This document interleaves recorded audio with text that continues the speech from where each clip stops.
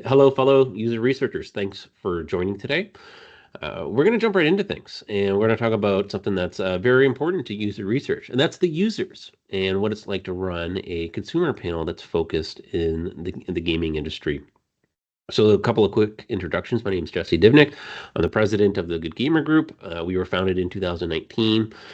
We have equivalent to about 10 full-time employees, and we have 75,000 verified members in our panel. And right now, we stem across four different countries, primarily North America and the UK. We're owned by Interpret, where I am the senior vice president. We've been around for a while. We're up to about 90 employees. We have three physical locations or UXR facilities, and we cover about 32 countries. We do both quantitative and qualitative research.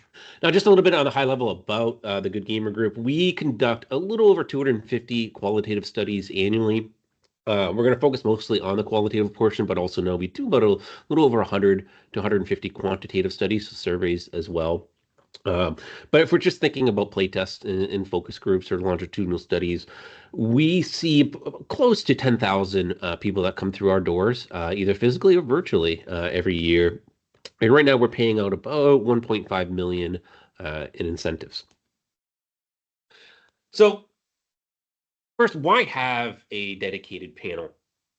Before we started the Good Gamer Group, we were using general panels, and they worked well, but they really weren't fitting our need. And so, one of the reasons why we started the Good Gamer Group is we wanted to ensure we had quality participants. And when you have a dedicated panel, the purpose is in the name, right? Good Gamer Group. So right away, you are getting people that are motivated or passionate, or consider gaming somewhat of a hobby. You're also getting an audience where it's not about the money. And that's always been the biggest concern when we have worked with general panels is that you could tell participants were there purely for the money and they would say or do anything that resulted in them getting paid.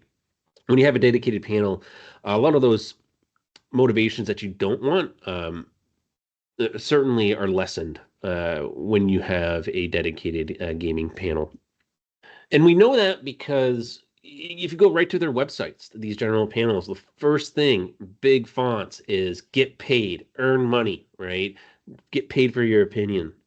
So it's pretty clear that the primary motivation for joining these is simply to earn money, which is not a bad thing, but I don't think you want that in a gaming panel. And I can just say that having worked with general panels and having our own, far better to have a dedicated panel. And if you go to other communities that do something very similar, have a dedicated panel either for their own internal brands or otherwise. If you go to the front page, there's nothing about earning money. It's more about providing your opinion, being a gamer, being a playtester. And so right away, you know that you are just simply getting significantly better participants. You're getting participants that just want to be heard, right? Certainly, money is a motivation, and there's nothing wrong with that. But more so than anything else, they just want to be able to express their opinion. And a lot of times, I hear when you talk about dedicated panels, is there's a concern that you're not getting, the voice or opinion from John or Jane Q public. And I would say you don't want that. Actually, you want John J Q gamer. Because when you get participants from general panels, one day one of their hobbies is baking, and the next day it's automotive, and then they're also a florist, right? And so when you're working with these general panels, you're getting people that I'm not going to say will say anything and everything just to get paid, but you just tend to find that these people have a lot of different hobbies. And another reason why I'm not a big fan of these general panels is I do sign up for them. Okay. And that's something that's very important. I do encourage everyone to do is I actually sign up for a lot of different focus group panels and survey panels just because I want to see not, how to say how they operate, but how they run their community and how they communicate. And here's just a couple of screenshots. And this is just in 1 week of all the different offers I get, right? Am I a parent? There's something for teens, entertainment. You got one for cooking. You get one for 8 to 10-year-old girls.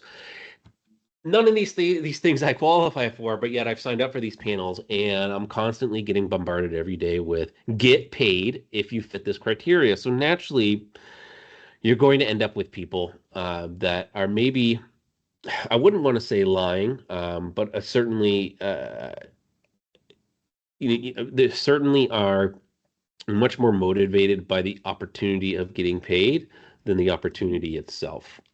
And that leads to another good reason why to have a dedicated panel. You can do much, much deeper targeting. So when you sign up for these general panels, they ask the common stuff like your name, age, location, and you can kind of click, a few of your hobbies.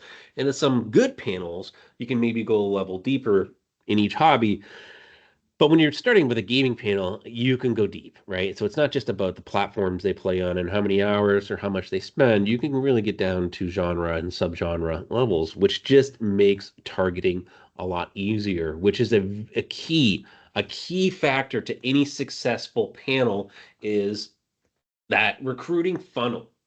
Okay. And so I showed you those screenshots before about all these different opportunities. I don't think I would have qualified for a lot of them. Most certainly, I would have gotten screened out, which is obviously not a good experience. So when you're able to target, you can have a much tighter funnel, which you'll see is a big importance to retaining a panel and preventing churn. So, for example, this is for us, and I'm talking about the Good Gamer Group. I know every panel is going to be different, but this is what works for us, and these are the metrics that we try to hit. So, say we want, to seat 50 people, focus group, playtest, whatever it may be, we need to start off, and our goal is to only have to send that opportunity to 400 people. Again, we're doing targeting, not just based on age and gender and platform, but again, getting down to genre, subgenres, other gaming behaviors, esports, free to play spend, competitive multiplayer, cooperative multiplayer, and doing a really good job at that targeting. And then as we go down from there, what we effectively see is if we send 400 surveys, we'll see about 200 people start the screener process. We'll see about 100 complete it. I would say the majority of those people that don't complete, they just, for whatever reason, just don't complete it. It's not a lot of disqualifications, although that does occur, about, I would say, 25 to 40%. We lose there due to disqualifications. But you can see that if we want to seat 50, we need to send it to 400. And we try to really stick to that metric and stick to that goal because one of the biggest reasons is we're trying to prevent churn. It's not cheap recruiting people into the panel. It's certainly not cheap and takes a lot of effort and resources to keep a community engaged. So we don't want people to churn. And so what we do find is that and having run thousands of studies and thousands of screeners, we actually have this data and we can see that we lose about 90. If someone does churn, they're churning either because they're churning in that middle process, right? It's either they been disqualified because they did not meet a certain criteria in the screener. Or they did complete the survey, but they just were not selected to get in. And of course, that's very demotivating for anyone. And so, what we really try to do, and I'll talk more about this later on, is we try to DQ, disqualify, and DQ people very early. So we tend to put some of the tougher, or I guess the tougher qualifying questions at the beginning of the survey.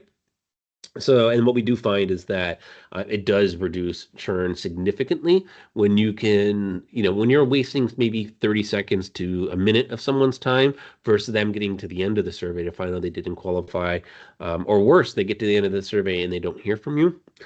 So we try to make that process as smooth and as quick as possible. If you kind of do the math, knowing that we have 75,000 members and we have about 9,000 to 10,000 that participate yearly, yeah, we kind of stick to that, that golden ratio of 8 to 10x from the top to the bottom of the funnel. Now, I'll say for that, I've worked with a lot of panels. I've worked with some of your panels, some of our clients' panels, and I've worked with general panels. Our ratio is significantly lower than everyone else's, but because we make a very strong and conservative effort to really value our members' time. And so a couple of things that we do, and I've already mentioned it prior, is we do, targeting, not just, uh, we keep, I think it's something, I forget what it is, but it's around 140 different profile questions we keep. And that just allows us, again, to keep that top of the funnel as tight and as narrow as possible down to the bottom. And so it's really important. And, we'll do yearly updates. We'll add questions. We'll add different stubs or options. And then we'll incentivize. We do it twice a year, is when we will go through and we'll update and ask people to update their profiles. And if it is big enough, we will incentivize that process. And as I mentioned before, try to turn people early. Don't waste their time. Don't keep the hard questions to the end. It really requires you to be very clever when it comes to questionnaire or survey design, because obviously some questions might be a little bit leading. So it does take some thought. But as long as you always think about, trying to create the best participant experience as possible, you're going to want to get the people who don't belong there, who don't qualify, disqualified as quickly as possible or as early into the survey as possible. Notify people. That's, one of the things that I don't see any panel do. It's almost like job interviews, right? You can, you don't ever get notified that you weren't accepted or that you don't qualify if they do complete the process. And so we do that. We make, again, a really strong effort to create closure. We don't want people thinking, am I going to be part of it, or am I not? Am I going to get rescreened or not?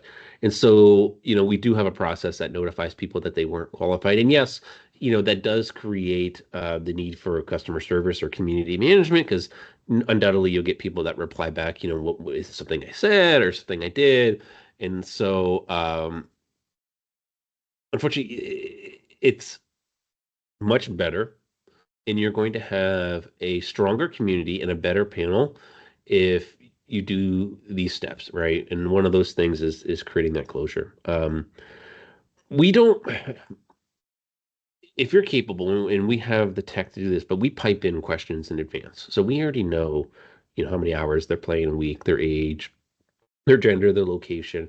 A lot of, I would say, for most of the screeners that I've seen, from clients, or in general panels, the first 10 questions are questions that realistically you should already know about your member.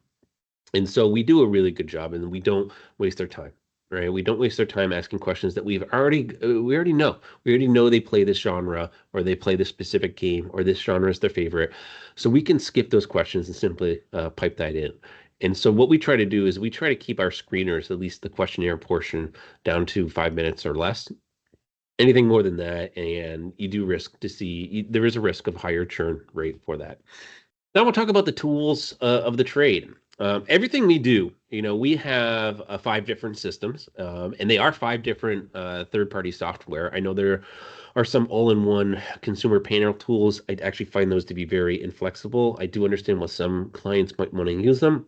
I'm not saying it's a bad thing. I know some clients that still operate all within Excel. I'm here to talk about what we do, right? And for the scale that we're trying to achieve, the efficiency that we're trying to achieve, the focus that we put on the community and making a great experience, we have five different systems. But the CRM is the center of everything, right? And it talks to our incentive platform, our behavior platform, whether customer service, surveys. Everything is ultimately routed into or out of our CRM. It just keeps things well documented. It keeps things clean, and believe it or not, it's just far more efficient, especially when you get all these systems talking to each other. Now, there are situations where, especially around community service or customer service, we have to individually give out incentives. That's fine. These systems can individually talk to each other, but ultimately everything is routed through our CRM. Now I'm going to talk the human resource. It's not just computers, helping us be efficient, but also, it takes a staff. And we were, we started off with just one person, and his name is John Hoyle, and now he's our general manager, and thank goodness for him. I mean, he does such a fantastic job, and he has been nothing but a blessing in building this panel. And in terms of how we're structured, it is effectively 11 full-time people. We have a senior manager at the top that Is about we call them half full time because the other half of their time is actually focused on selling our products, our playtests, working directly with our clients. So half the time is not directly managing the panel. But below that is, a systems specialist. So talking about that last slide I showed with the tools, it's managing that and making sure that's running efficiently.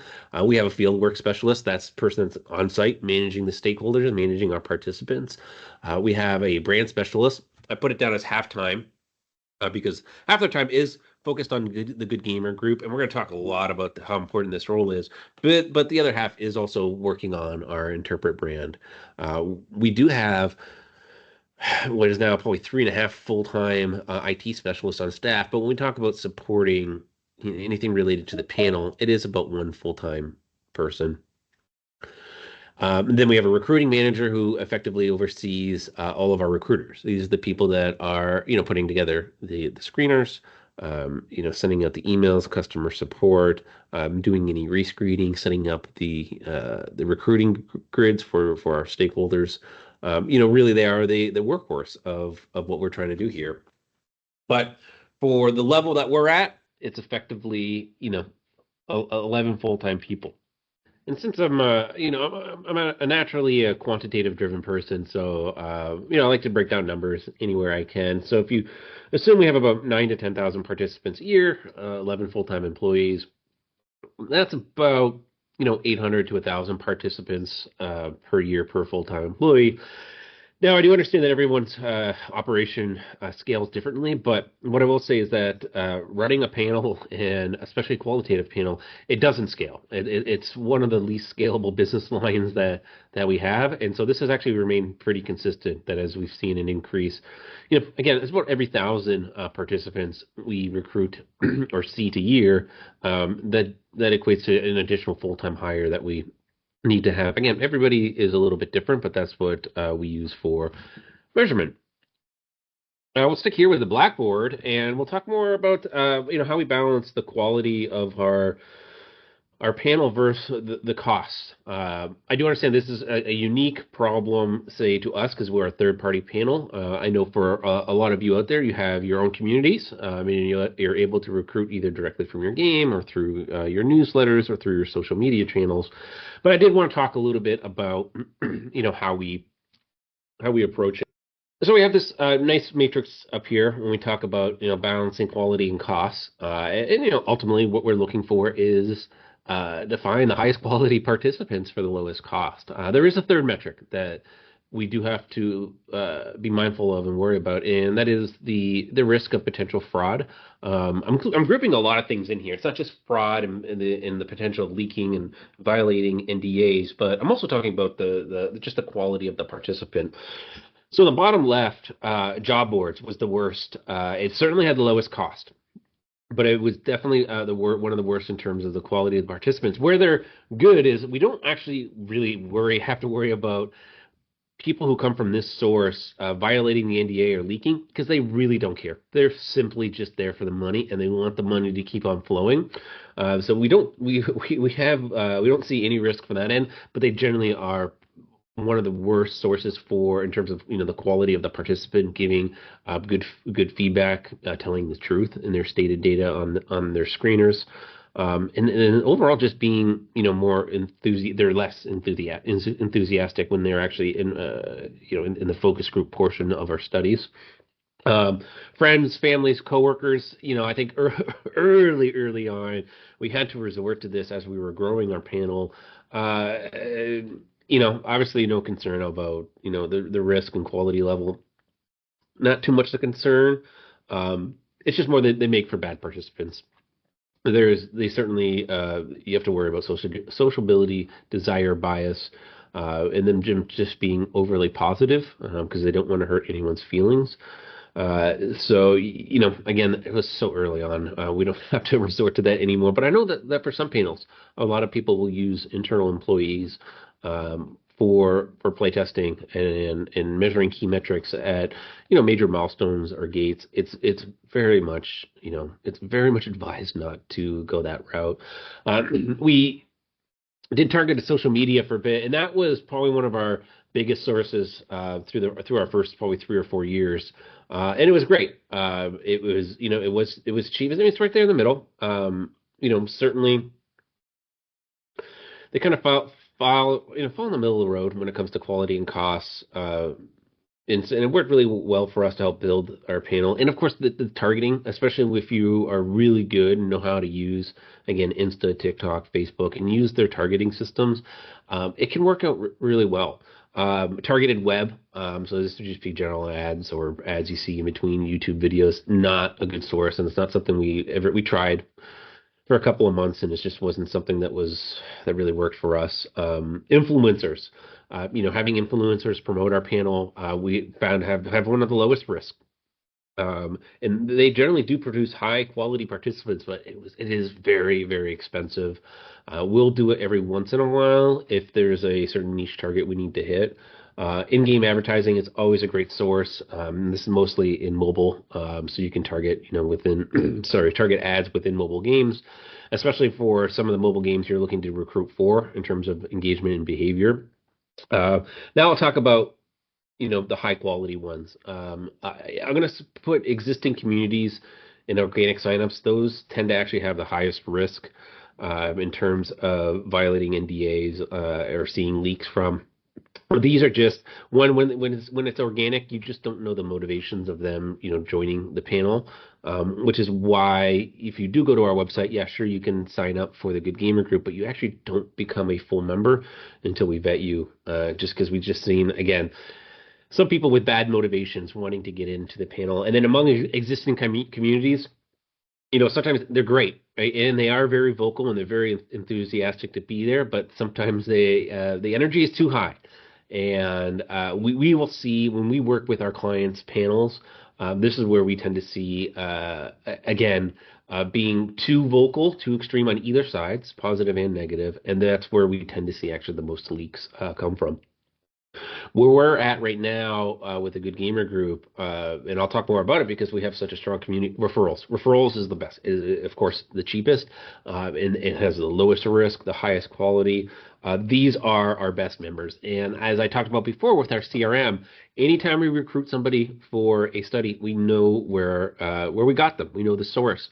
And yes, we take different measurements. I wouldn't just say just security, but we do treat those sources differently, especially when it comes to the rescreening process and even the selection process as well. But by and large, referrals are the best. We have been incredibly fortunate enough that we are at a point where we have a self-sustaining community. So we churn about 7 to 8,000 users a year, and we get about anywhere from 7 to 10,000 a year through referrals. And so we don't have to necessarily resort to a lot of this advertisement, but it did take a long time. It took us about 5 years to kind of get to that tipping point. And I'll talk more about that very shortly because a lot of it actually has to do with community management. And so I'll talk about incentives because incentives are important, and you don't want to pay too low. All right, if you pay their participants too low, obviously there's a significant, and we've tested this, right? We've tested this to the point where we're statistically significantly confident that we kind of have the right numbers. But if you do go too low, yeah, you risk the chance of a lot more no shows. We do see reduced motivation to provide, very thoughtful and insightful answers if they feel like they're being paid too low. And then of course you want to avoid paying people too much as well, because then at that point you run into risk of people trying to game the system. Then you get the social desirability bias, right? They're gonna be more positive than they normally would be just because you are paying them more money. And yes, again, joining the Good Gamer Group or joining a dedicated gaming panel, it's not about the money. But if you start making it about the money, you're gonna start to see this. So we find a nice little middle ground. So next, we'll talk about why the incentive timing matters. And actually, it was more of a bigger deal than we initially thought. Early on with the Good Gamer Group, we probably could have taken it more seriously.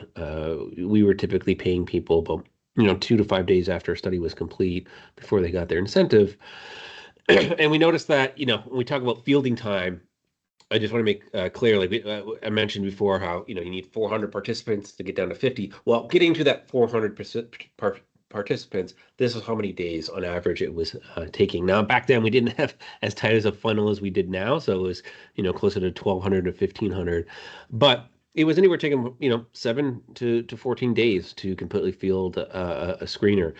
And then we noticed that once we got the right systems in place where we can now pay people near instantly. If it's a quantitative survey, instant payment, right? And then if it's a qualitative study, you will get paid that same day. I know for longitudinal studies, I've had several discussions with colleagues and others like you in the industry. When you say you have a 3-day study, you'll withhold payment until the end of the third day, just to ensure that everybody shows up. Well, we don't do that. Everyone gets paid at the end of the day. If for some reason they don't like their experience and they don't want to come back, then they don't have to come back. We are never going to hold hostage the incentive so that they show up. If they don't want to be there, then one, we think that's a data point in itself. But if they don't want to be there, we don't want them there either. So we do pay at the end of every day. Probably the biggest resource impact hire that we did was hiring a brand specialist. We in 2022, we really wanted to transform our panel into a community. It's something we always had, on the roadmap, and we wish we probably should have done earlier. And it changed everything. In early 2019, we didn't have much. Then we had a website. Then we started, here's a newsletter, social media posts. But once we hired that brand specialist, we were really, truly able to really engage the community and keep them engaged by launching a lot of programs that didn't really cost us a lot of time or money, but just really required us to have a focus and actually having a professional on staff that can handle it. And so we started doing things like testimonials and game giveaways and contests. And we even allow people, some of our members, if they reach a certain status and they do a certain amount of tests and they have a certain review score, they can even list that they're a playtester with the Good Gamer Group on LinkedIn. Of course, we give them a template. It's listed as being freelance, contractual. So we're not overstating what the role is. But that was a huge win for the for the community, and they really liked that. And then for certain people who have done even more tests and have even a higher status, they can even claim to be a senior member of the community on LinkedIn. And we know a lot of Good Gamer Group members that have actually gone on to get full-time QA jobs at some of our clients, using us as a reference. And then shortly after that, we started using more influencers, chat bots. We have like a Metacritic contest right now that the community really likes. We're doing a Game Awards contest that you'll hear about soon. We're releasing funny memes. I mean, it really was a significant game changer, not to just lowering churn rate, increasing engagement, but decreasing our costs. And so next, I'm going to, just show you a graph of our costs. When we started out, we were paying anywhere from $30 to $40 per participant. When I talk about participant signups or cost of acquisition, this is of a true member. So this is someone that is, vetted and verified. And so we were paying a lot. It was our highest expense. And then we started integrating some of the tools that I showed you in late 2020, and those costs started to come down. But it wasn't really until we hired a brand specialist. Once we hired that brand specialist in would have been probably late 2022, early 2023, the costs decreased dramatically. And this was someone that, not only just manages our social media, but everything we talked about before, right? All the different contests and promotions and ways we interact and engage with the community. They are responsible for that. And it has made a significant difference. And I always use this, and this is real. Back in 2020, if you search the Good Gamer Group, this was the first thing that came up, right? Has anyone heard of the Good Gamer Group? And we saw that, right? And if you could go back in the way back time machine on the internet, it's not just has anyone heard about the Good Gamer Group, but below that is the Good Gamer Group a scam? Has anyone? And so, we realized, we had to start building a community, and it took some time. And now we don't have that problem. If you search the Good Gamer Group, obviously our website comes up number one. We have our YouTube videos, our social media videos, our testimonial videos, all of our social media accounts right then. And it's reflected in our scores. And so we do survey the community every single year because we want to know how our own health and are we doing a good job. And we consistently outrank other panels. And for those that do run a gaming panel, yep, your panel is represented here. If you want to reach out, I can tell you exactly what your scores are. But we significantly across every single category have very high marks, and it just goes back to that key philosophy that we have that our members are the most important resource that we have. The most important thing. This is why this works is because of them, and we make sure that they know it. We compensate them well, we treat them well, and we do everything we can to keep them engaged, right? And it's not just about the stuff you see online, and some of the intangibles, but even in person at our facilities, right? Even in person at our facilities, you see you come in, we got the best drinks available for you. We have convenience store style snack areas with the best snacks that you can have. We spend, and we do, we have secret lab chairs. For those that know, those things are not cheap. We spend a good 3 to 4x more on our participants' chairs than we do for our moderator chairs or even our own employees' chairs. If you're doing a study with us for more than 4 hours, you're getting fed well. You're getting fed well. And we've also been known to make very strong accommodations. There have been instances where we have ordered Ubers and Lyfts for people because either they didn't have a ride, the car broke down, and they fit for whatever the study was. They fit the criteria that we were looking for so well that we were willing to spend $30 to $40 for certain participants to take an Uber and Lyft. It's just about going above and beyond. And so yeah, you don't just see that in our social media channels and the stuff that we give away, but you actually see that in our facilities as well. So next, I want to talk about protecting your panel from your stakeholders. And this is not to say that your stakeholders who might be on the development side or marketing side or publishing side, that they're trying to do anything. They're not trying to do anything nefarious, and they certainly want to do everything they can to respect the panel, but they just don't work as close. They're not in as close of a proximity to the participants to really understand how important that each member of the community is. And so there are a couple of things that are very common that we see from our stakeholders or clients that we try to be prepared for and be proactive with. And the first one is when the incident rate is low. And so when I say incident rate, it just means the criteria to get into the playtest or focus group is very tough. They've played 100 hours of this, but never played this, and are unaware of that. And they like anime.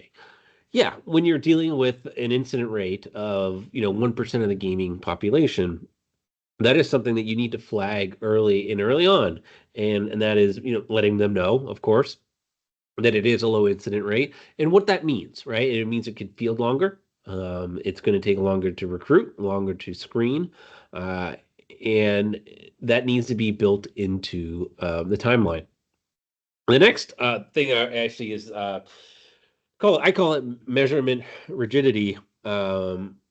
Or narrow selection bias. But what this really is let's just say I'm looking to interview competitive gamers. So one of the questions I have is rate yourself on a scale of 1 to 10 and how competitive you are in your first person shooters that you play. Well, stakeholders wanting the most competitive people will say, well, anyone that selects 9 or under is disqualified. No, you can't do that. Okay. Even people who feel that they are 10 and they are ultra competitive, maybe they don't feel like they're 10. Maybe they feel like they're 9, or that day they feel like an 8. People's how people answer some of these questions will change based on the day and just how they feel. So when you have those types of questions or those type of restrictions, you have to push back. And so instead of saying, well, 9 or under disqualified, try to work on an 8 to 9 to 10 scale. And then you can always make further judgments once you do the rescreening, but you don't want to have such a narrow selection up front. Especially questions like that as an example. Another one is hours. I want someone that's played over 1,000 hours. Is there really that much of a difference between 800 hours and 1,000 hours? So that's where you really got to protect your panel and work with them. But anytime I am in those situations, we always ask, I shouldn't even say if we require relaxed criteria. Because if we know something's going to be low incident rate, if they're really stuck on this idea of, well, everyone's got to be 10 out of 10. And you just know, like, the last thing you really want is to field a survey and just not have enough completes. And so we talked about that funnel before, right? You don't want to send this survey to 400 and 370 of them are disqualified. So what we typically will do with our stakeholders is say, okay, I know you want people that rate 10 out of 10, but let's also accept those that rate themselves 9 out of 10 and 8 out of 10. Okay, just in case we don't get those 10, those people that rate themselves a 10 and do all these other different behaviors and qualifications. And so usually when we approach it like that and ask for that relaxed criteria, stakeholders are much more willing to compromise. Because ultimately, at the end of the day, if there's simply just not enough people that fit that criteria, you're going to have to relax anyways. And you just don't want to be in a situation where you're going to have to go back and refield. So the last thing that we see a lot of, and I call it underrepresentative isolation. And what this is more common than not is you recruit 8 to seat 6, and then there's a requirement to have at least, one female in the group. So you're doing research on a hardcore MOBA or first person shooter. And you do want that representation from communities that are typically underrepresented. So you do want to hear from them. But just having one in a group of 6, actually, it's counter effective to what you think you're trying to do. Um, Typically, they know why they're there. They know they are part of that community. They know that's why they were selected. They do know that it was because they play X, Y, and Z, but they certainly know being part of this underrepresented community is a big reason why they're there. But we do find that it's far more effective, and you get much better and clearer feedback if you include at least 2. If possible, if you are, say it is a game that skews more male and you do want to hear from the female audience, then make a group entirely female. You'll get a lot much better feedback from that audience than you would if you just included one. Because just often their voice is either overshadowed, they fall for groupthink much more quickly. They are much less likely to, I would say, disagree or provide a counterpoint or a different opinion. So it's strongly recommended. I know it's very difficult to achieve with scheduling, and then you're already dealing with an audience that maybe has a low incident rate. But I'm just letting you know, having one person from that community in a group with 5 or 6 or 7 others is not doing the job that you think it is. So when possible, try to include 2 or more, and it is. We find that second person acts as a big tipping point, or just do an entire group dedicated to it. Either way, one is not the answer. Next, and we're almost done here, is preventing and handling leaks, right? I I could dedicate a whole hour to all the different security and masking and everything we do to prevent leaks, and if they do occur, how to catch them and identify them, and what do we do after that from a legal perspective. Not going to get into all of that, but I will focus on one specifically, which is the non-disclosure agreement, the NDA, and that is the biggest deterrent that you have so that participants don't leak information. And um, what we do at the Good Gamer Group is people throughout the whole process, from when they take the screener to when they get paid, they are reminded multiple times of the non-disclosure agreement that they sign, and they are made aware of the ramifications and the consequences if they break them. Now, I'll show you right now because we have 6 touch points in which people are reminded of the NDA. So, of course, at the beginning, uh, in the screener, they have to sign a digital NDA. They have to sign a physical one when they check in for their groups. When we start the session, the moderator, we have called the fear of God speech about the NDA. We remind them again at the end of the session, and then when they get paid their incentive. So our incentive systems, before someone can accept their incentive, they have to acknowledge that they are aware that they did sign the NDA and what that NDA means and the consequences for violating that NDA. And then, and like I mentioned before, they usually get that same day. And then once all the groups are done, So it can be anywhere from day one to day five, depending how many groups. When we close out the project, everybody is then re-emailed again a reminder of their NDA. Now, I'll say that for each one of those six touch points, we present it in a different way. So we're not always necessarily using the same language because different areas, kind of that path that a participant will go on, requires different type of communication. Of course, when they check in and we start the session, it tends to be, our tone tends to be a lot more aggressive. I wouldn't say negative, but more aggressive about the importance of the NDA. But once, when they're reminded of the NDA, when they get their incentive or when we close out the groups, we are very much thanking them. The beginning of the email is us thanking them for participating, letting them know that their voice is incredibly important, their opinions are important, they matter, and they do make a big difference in our industry. And then we do remind them about the NDA. It is the biggest deterrent you have. And as much as we want to go into about how do we catch people who leak and then what we do after them, I think we can all agree the best scenario in the first place is to just not get leaked at all. And the biggest prevention or the biggest tool that you have in your arsenal is that non-disclosure agreement in being able to remind participants of that NDA that they did sign. So lastly, we'll talk about do-over moments. I sat down with the team and we do a lot of postmortems, which is just best practice that everyone should be doing. But I did ask, what if we did start this panel over again? What would we have done differently? And the first thing we would have done is, we lived in Excel or a singular based CRM system way too long. We didn't realize how much more efficiency we did gain by switching and using additional tool sets and making sure these tool sets talk to each other. Certainly would have done that. I did say before that we always knew we were building a community, but I don't think we really, I showed you the graphs. It wasn't until a little over a year and a half, 2 years ago that we really started focusing on that. Hey, this is not just a panel; it's a community. We could have started that a little bit earlier. It certainly would have lowered costs. Um, Phone rescreening. I think when we first started this, we took a lot of bad habits from the general third party, panels that are out there. Um, we did, and one of them was rescreening, and we did phone rescreening. We would, email them, schedule a time, talk to them on the phone, ask them questions on the spot, engage their responses. We we have since transitioned to what we call a video rescreening. And in fact, depending on your status, so we keep track of so many different things about our participants, but also their quality, right? And if you reach a certain, and depending on your status with the community, you will go down different rescreening methods.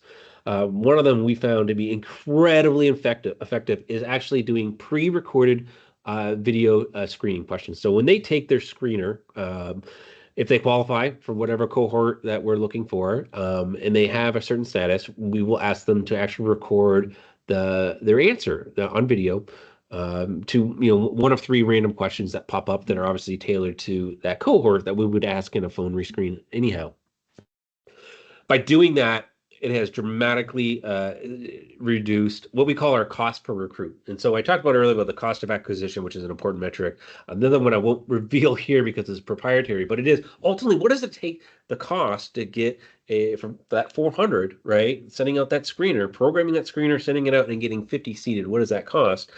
And one thing that dramatically dropped it was just allowing people to submit pre-recorded videos responding to their answers. When we went into pilot testing, of course, people were concerned with, well, if people will just look up the answer or they'll use ChatGPT or, you know what? I can say that, with certainty, we put it in a pilot test and we did it for about, it's like 300 or 400 participants. And those that didn't know what they were talking about or didn't fit what we were looking for in terms of the behaviors or, certain stated data, it came through in the video. We have found that it is much, I don't want to say lie because I don't, but I'm going to use that term. It's much harder to be deceitful in a video than it is on the phone. Uh, there's just certain things with people's body language it's not just the tone of the voice, but it's the tone of the voice matched with the body language. You can tell those who are authentic, more authentic than those that are not. I'm not trying to say that, we have a lot of liars in our community, but no, there still needs to be a rescreening process. Um, and so we should have ditched that early on. Our cost per recruit has just from switching that over, the quality of our participants and that we do see gone up dramatically. We know that we see that in the scores, and their cost to actual recruit has significantly dropped. I would probably say it had about a 20 to 30% impact in terms of decreasing our cost per recruit just by going through that. And then the other one is actually just keeping track of the quality of your members. Us on the panel side, our job really does end when those participants are seated.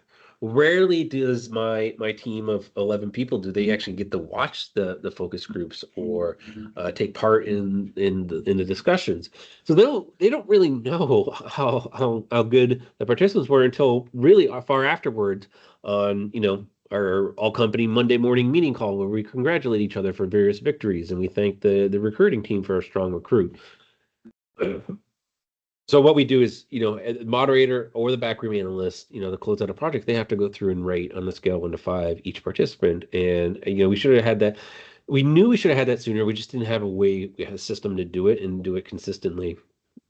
And so if we had to do that over again, we would have put more emphasis on that because, yeah, people who are highly rated, we want back. And we want to take that in consideration when we do think about seating. Of course, like I mentioned before, right? We have 100 that complete the screener survey, but we need 50. It does help us in that selection process if we can pick excuse me, if we can pick some high quality members. It allows us, it also gives us, additional options from a strategic standpoint, because we do want to try to bring new members in anytime we can, because we want them to go through that process and we want to make sure that obviously everybody gets an opportunity when we do introduce a lot of new people for their first time into a playtest or focus group, we do try to balance that off by including people that I wouldn't say are veterans with us because it's not like, being a playtester is not a full-time job, but including people that we know that have very, very high ratings that are rated positively in our system. But just in case some of those new members maybe don't turn out to be the greatest, even with all this rescreening and screening that we do, there's still that possibility. So it gives us a lot of options, and it does help balance things just in case. And that's it, folks. Thanks everybody for paying attention and listening here. You can tell this is something I'm very passionate about, and at this time, I'll take Q&A questions.